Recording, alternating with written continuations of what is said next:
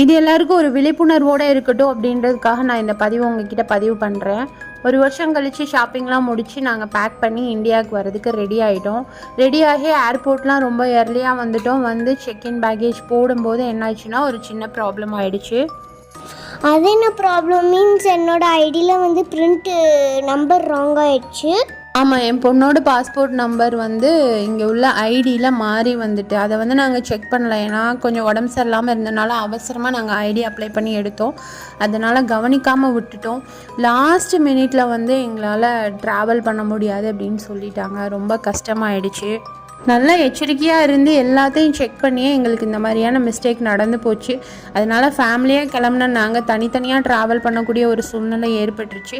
நீங்கள் பக்கத்து ஊராக இருந்தாலும் தூரத்து ஊராக இருந்தாலும் எங்கே பயணம் பண்ணும்போது எது செக் பண்ணி கரெக்டாக எடுத்துக்கணுமோ அதை எல்லாருமே எடுத்துகிட்டு நல்லபடியாக பயணம் பண்ணுங்கள் அப்படின்றத நான் பதிவு பண்ணிக்கிறேன். பாய்.